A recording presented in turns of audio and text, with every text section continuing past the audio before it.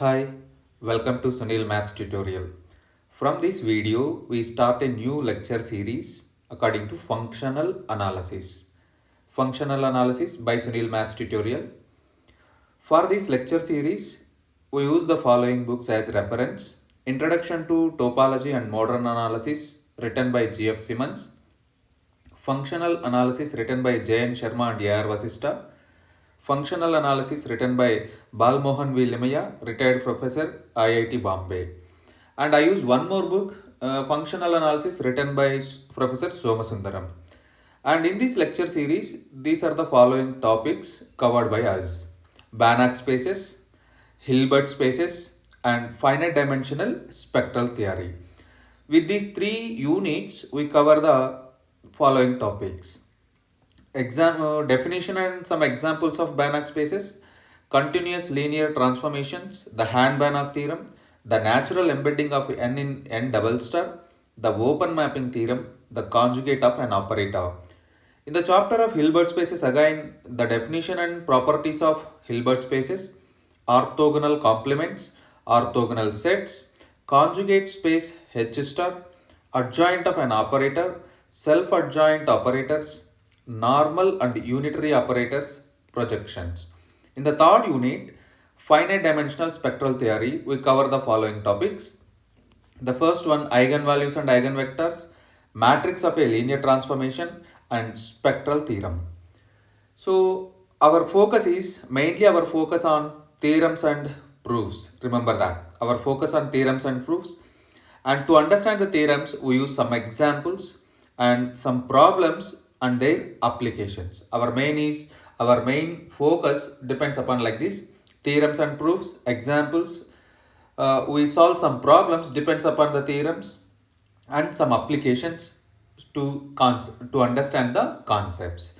So let us start with linear space. Yes, let us start with linear space. So this linear space is also known as vector space. This linear space is also known as vector space. Remember that. So to define the linear space or vector space, we need two sets. One is L, which is a non-empty set. One is L, which is a non-empty set of vectors. And one is F, the field of scalars. So we need two sets. One is L, the non-empty set of vectors. The second one is field of scalars. And we need two operations. One is addition. Vector addition is an internal operation defined over the set of vectors. And multiplication, which is known as scalar multiplication, which is defined over L, defined in L over capital F. And this is known as scalar multiplication property. For an element A belongs to F and alpha belongs to the set of vectors, implies A alpha belongs to L. This is known as scalar multiplication property. So now let us define the linear space.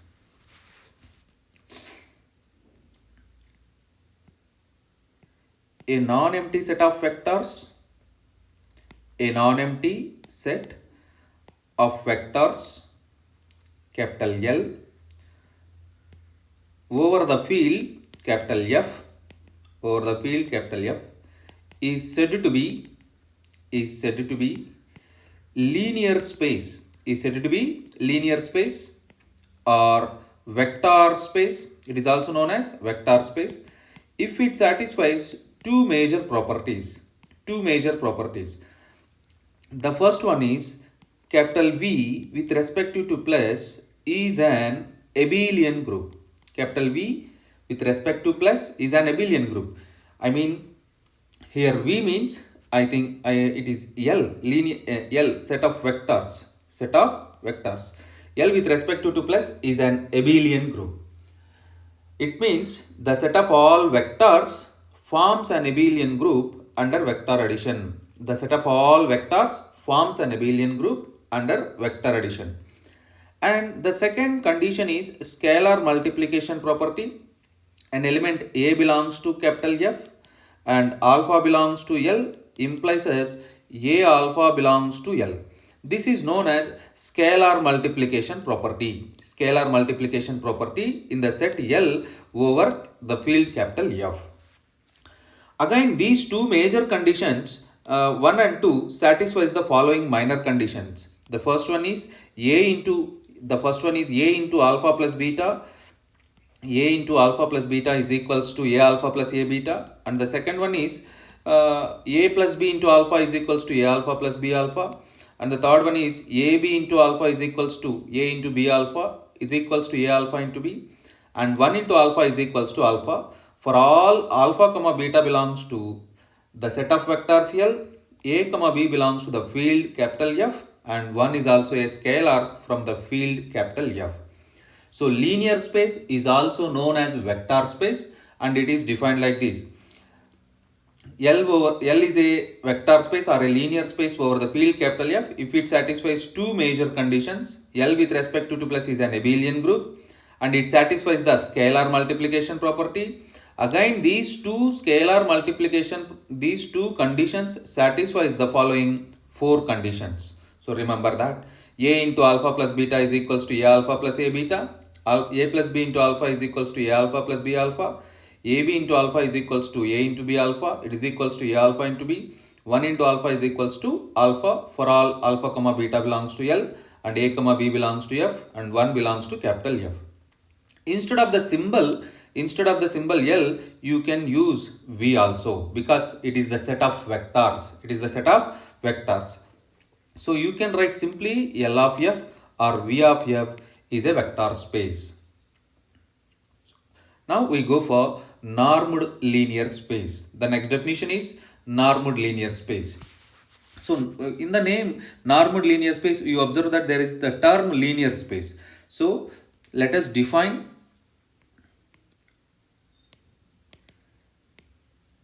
a linear space. A linear space capital N is said to be a linear space capital N is said to be normed linear space. Normed linear space. A linear space is said to be normed linear space if it satisfies for each vector small x belongs to capital N. For each vector x belongs to capital N, there exists a real number. There exists a real number which is written like this: double mod x, and read as norm x. Read as norm x, such that it satisfies the following properties. The first one is norm x is always greater than or equals to 0, and norm x is equals to 0 implies and implied by x equal to 0. It means norm of the 0 vector is 0. And the second property is norm x plus y is less than or equals to norm x plus norm y. And the third condition is norm alpha x is equals to mod alpha into norm x. Mod alpha into norm x. So you observe that for all, here alpha is a scalar. Here alpha is a scalar, and n is a set of vectors. First of all, it is a linear space. And this x belongs to capital N. This is true for every element of capital N. Observe that. So normed linear space. A linear space capital N is said to be normed linear space if it for each vector x belongs to capital N, there exists a real number double mod x which is read as norm x, such that it satisfies the following conditions. The first one, norm x is always greater than or equals to 0, and norm x is equals to 0 if and only if it satisfies the condition x equal to 0. Norm x plus y is less than or equals to norm x plus norm y. Norm alpha x is equals to mod alpha into norm x, where alpha is a scalar. This n is a linear space. Remember that n is a linear space and x is a vector in capital N. So after the normed linear space, we learn about Cauchy sequence. Let us see a sequence Sn is said to be Cauchy sequence. A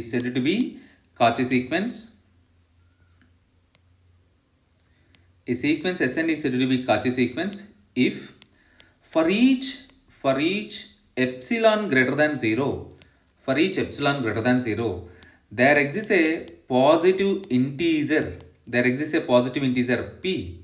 For each epsilon greater than 0, there exists a positive integer p such that it satisfies the condition mod Sn minus Sm is less than epsilon for all n comma m greater than or equals to p.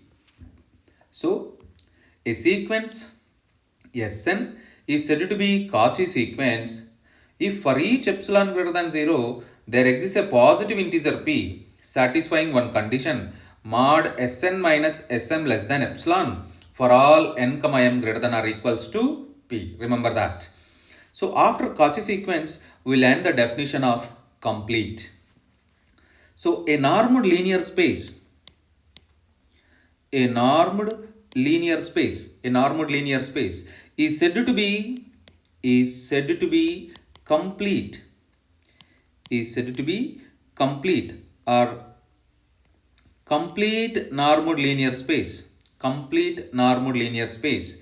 if it satisfies the following condition: every Cauchy sequence every Cauchy sequence in it every Cauchy sequence in it is convergent. It means if every Cauchy sequence is convergent in a normal linear space, then that normal linear space is known as complete normal linear space. I repeat the definition: a normal linear space is said to be complete. A normal linear space is said to be complete if every Cauchy sequence in it is convergent. We go for next definition, and very important definition. Let us see Banach space. Banach space. A complete normed linear space.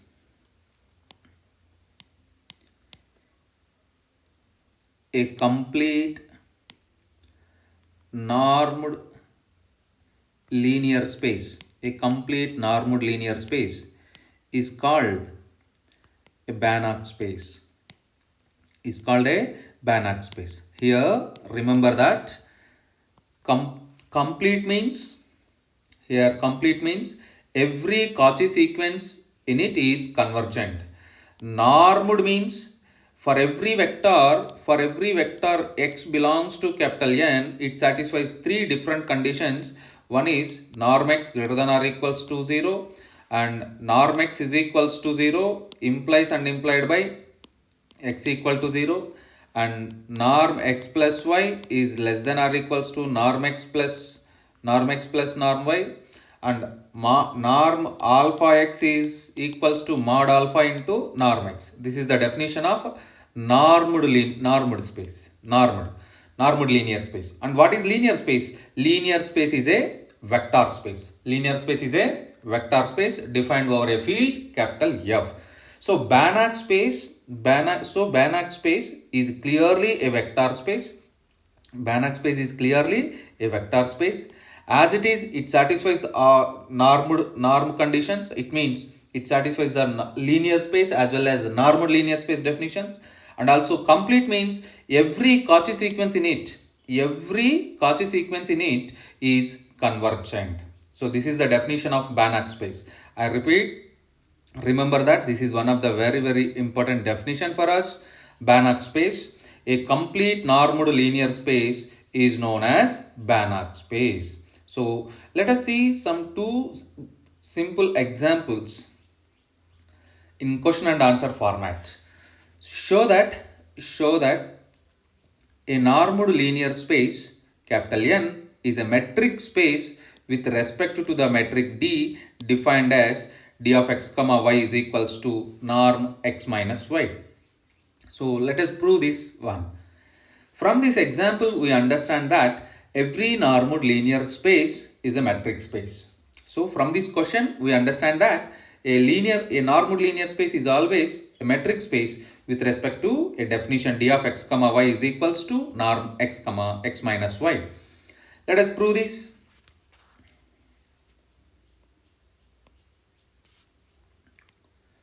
Let x comma y belongs to capital N. Capital N is a I'm sorry. Let us take x comma y belongs to capital N. So n is a normal linear space. So it is a linear space. It means x minus y belongs to capital N. We observe that. Capital N is a linear space. Every linear space is an abelian group under addition. Every linear space is an abelian group under addition. Now we are choosing two elements x comma y belongs to capital N.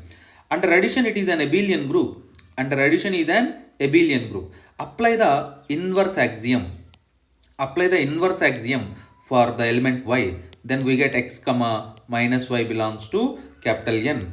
Apply the closure axiom under addition. X plus of minus y belongs to capital N. What it means? X minus y belongs to capital N. So x comma y belongs to capital N implies as x minus y belongs to capital N because it is a linear space. And if x minus y belongs to capital N and N is a normed linear space, which implies norm x minus y is greater than or equals to 0. If norm x minus y is greater than or equals to 0, what it means? D of x comma y is greater than or equals to 0. Because d of x comma y is defined as norm x minus y. D of x comma y is defined as norm x minus y. This is the first condition of normal linear space. This is the first condition of a metric space. I am very sorry. D of x comma y greater than or equals to 0 is the first property of metric space. We go for d of x comma y is equals to 0.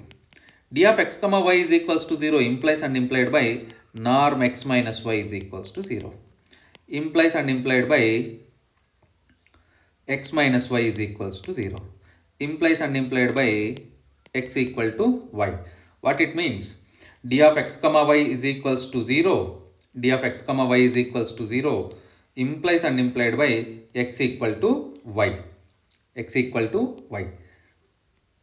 D of x comma y is equals to 0 implies and implied by x equal to y.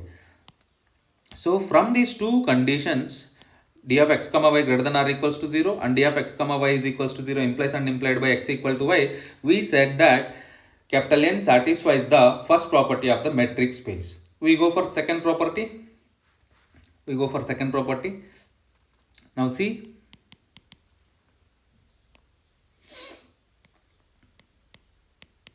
D of x comma y is equals to norm x minus y.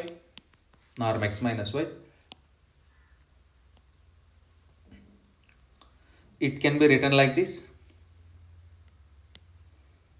Norm minus of y minus x.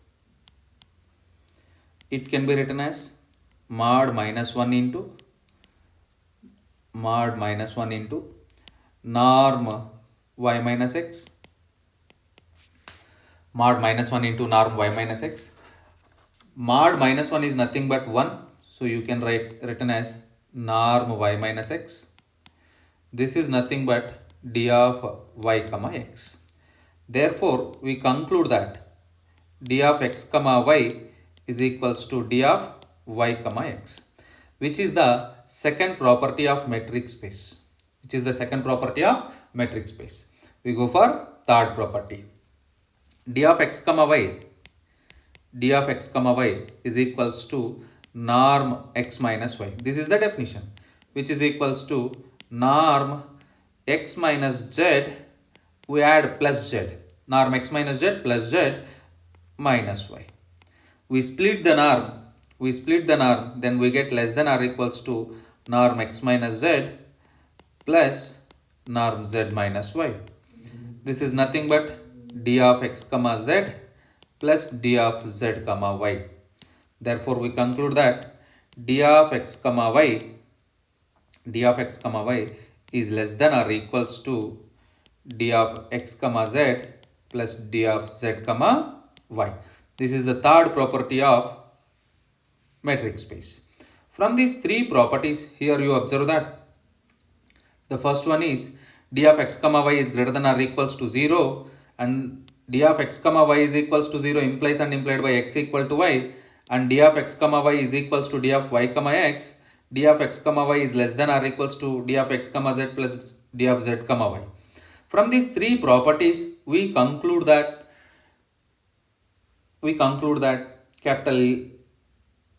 N capital N satisfies capital N satisfies all the properties of all the properties of metric space. All the properties of metric space. This shows us capital N is a metric space. Capital N is a metric space. So what it means? What it means? Every normed linear space, every normed linear space is a metric space. Every normal linear space is a metric space. With respect to the metric, d of x comma y is equals to norm x minus y. d of x comma y is equals to norm x minus y. Remember that every normal linear space is a metric space.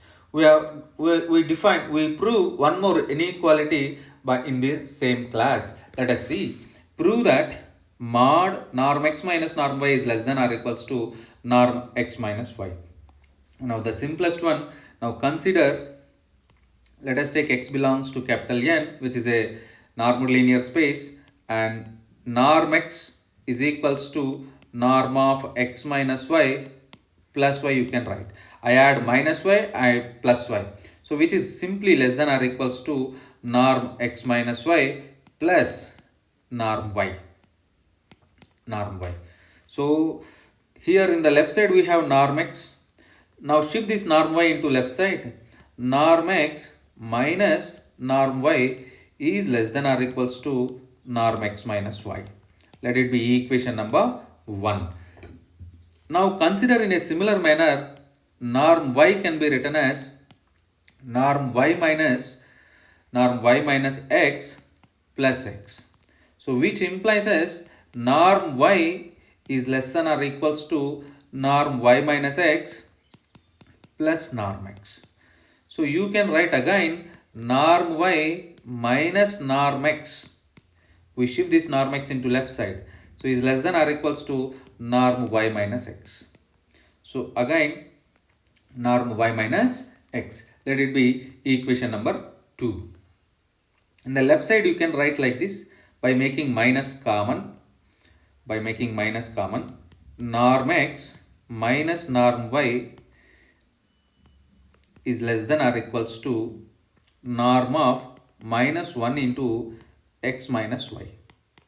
So by using the normal linear space property, you conclude that this is nothing but norm x minus y. Norm x minus y, equation number 2. From this equation 1 and equation 2, you observe that from this equation 1 and equation 2, we conclude that mod norm x minus norm y is less than or equals to norm x minus y. Now consider, this is the one of the inequality in the normal linear spaces, in Banach spaces.